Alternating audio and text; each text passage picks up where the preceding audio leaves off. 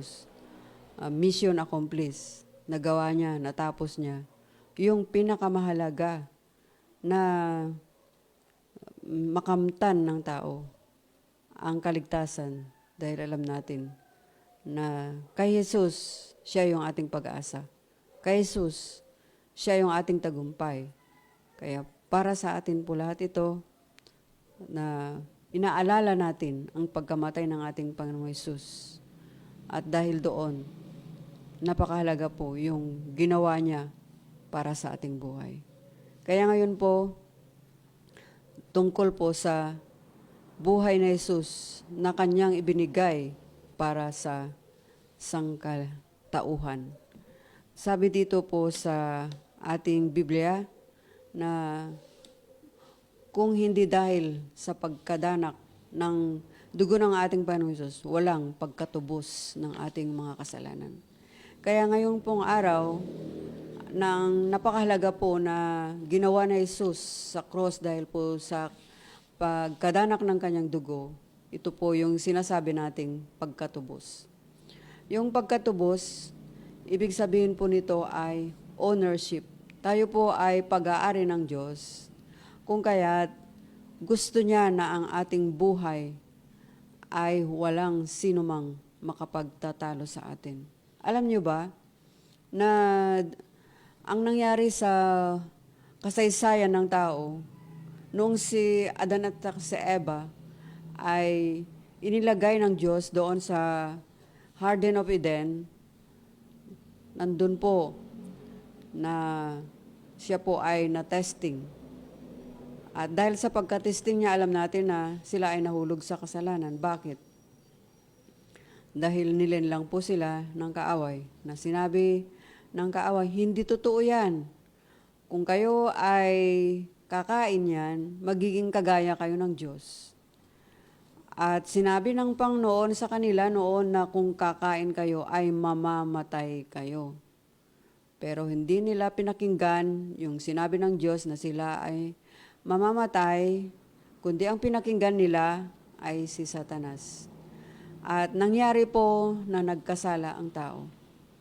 At ngayon po, ang tao ay inagaw ng kaaway ang kanyang buhay.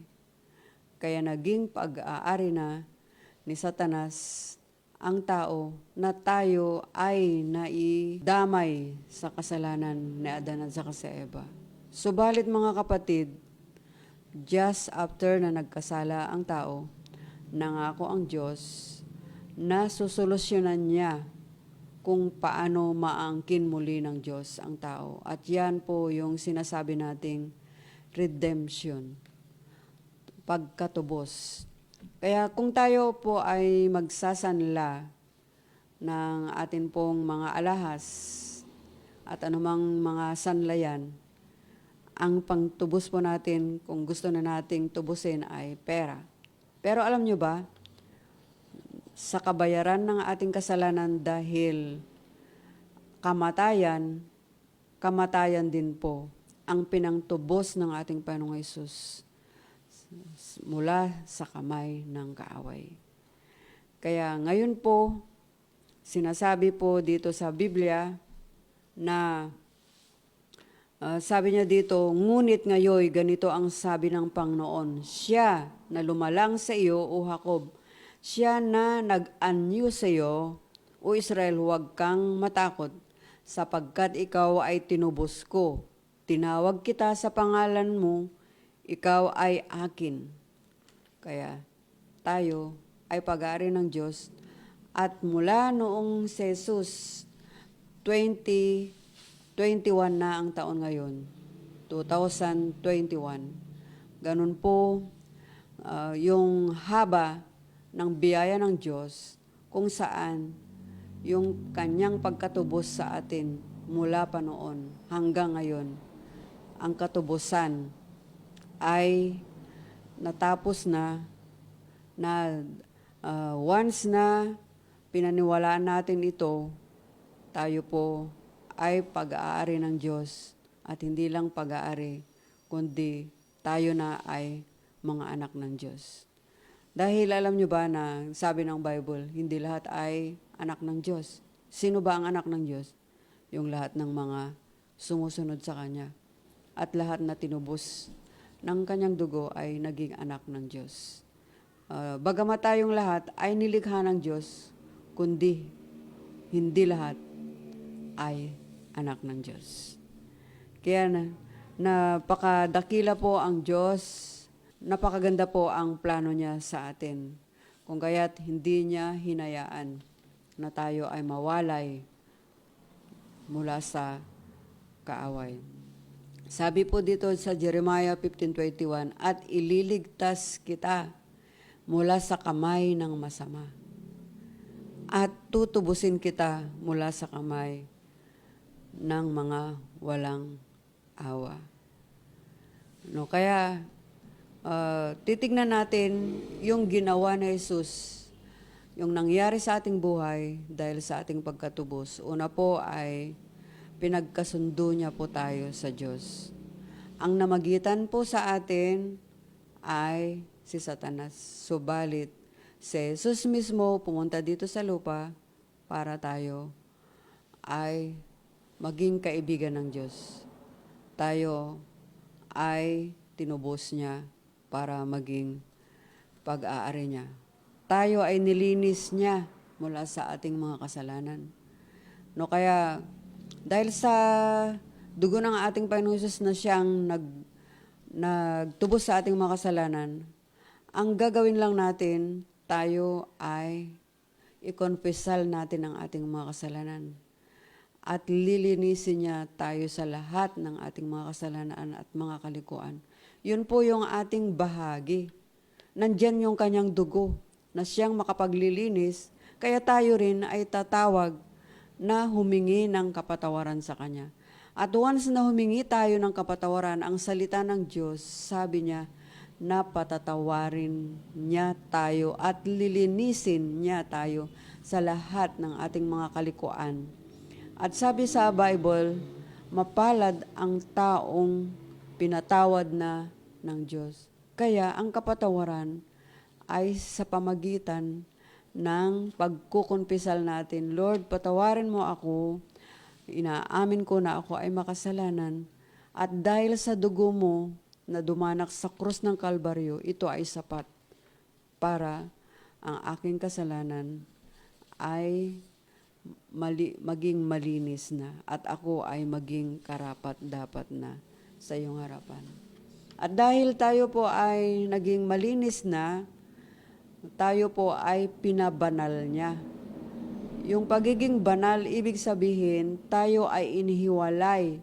Mula sa pagiging makasalanan natin sa mundong ito, inihiwalay niya tayo para ano? Para maging gamit tayo. Kaya ang nagtubos sa atin ng ating mga kasalanan ay hindi dahil sa dugo ng mga hayop, kundi dahil sa banal na dugo ng ating Panginoong Hesus. At dahil doon, tayo ay makakapasok sa pinakabanal na lugar kung saan yun yung pinasok ng ating Panginoong Hesukristo. Kaya ngayon, nagkaroon na tayo ng clear conscience. Huwag na tayong magtanong, Lord, karapat-dapat ba ako sa iyo? Yung ginawa ni Jesus sa krus ng Kalbaryo, yun yung gumawa sa atin. Hindi yung mga kabutihan, kung ilang kabutihan ang gagawin mo. Bagamat ang kabutihan, yun yung responsibility natin na gumawa ng mabuti. Pero hindi sapat yung mga kabutihan na yan. Ang nakakasapat lamang ay yung dumanak na dugo ng ating Panginoong Hesus. Kung kaya't isang pananalig, pagtitiwala, pananampalataya na yung ating mga kasalanan ay nilinis na ng ating Panginoong Hesus at inhiwalay na niya ang ating mga kasalanan. Kaya kung tayo ay natubos na, ibig sabihin tayo ay naging ganap. Tayo ay naging ganap na. Yung kasalanan na nakikita ng Diyos sa ating buhay, kung baga tayo dati ay ang ating mga buhay ay naihalin tulad sa itim. Maitim ang ating mga kasalanan. Ganito po kaitim. Subalit, dahil sa dugo ng ating Panginoong Hesus, yung kanyang dugo, siya yung makapaglilinis ng ating mga kasalanan. Ang pagtingin na niya sa atin, hindi na niya titignan yung maitim na ating buhay o kasalanan, kundi ang titignan niya yung pagkalinis niya sa atin mula sa ating mga kasalanan. Dahil ang kanyang dugo ay sapat para maglinis ng ating mga kasalanan. Kaya tayo na ngayon ay ginawa niyang ganap. Naging ganap. Dahil yung kanyang buhay, yun yung pinangtubos niya sa atin. Kaya sabi dito sa Hebrews 13 verse 20 and 21, ngayon ang Diyos ng kapayapaan na bumuhay mula sa mga patay sa ating Panginoong Hesus, ang dakilang pastol ng mga tupa. Siya yung nag-akay sa atin, kaya tinawag siyang pastol. Siya yung nabuhay na muli. Ibig sabihin siya yung pag-asa natin. Tayo ay mamapahamak na sana, subalit dahil sa Kanya, siya ay nabuhay na muli. Para yung buhay niya ngayon, yun yung kapangyarihan na sumasa atin, yung nagbuhay na muli sa Kanya mula sa pagkamatay, na yung bagong buhay ngayon yung sumasa atin. At inaakay niya tayo sa pamagitan ng Kanyang dugo na walang hanggang tipan. Nawa gawin niya kayong ganap, gawin niya tayong ganap sa bawat mabubuting bagay upang magawa ninyo ang kanyang kalooban. Ito ang kalooban ng Diyos, na manampalataya tayo sa Kanya, sa ginawa niya sa cross ng Kalbaryo, na sapat na ang kanyang dugo lamang ang naihandog para matubos ang lahat ng ating mga kasalanan. At dahil doon, tayo ay Kanyang pag-aari.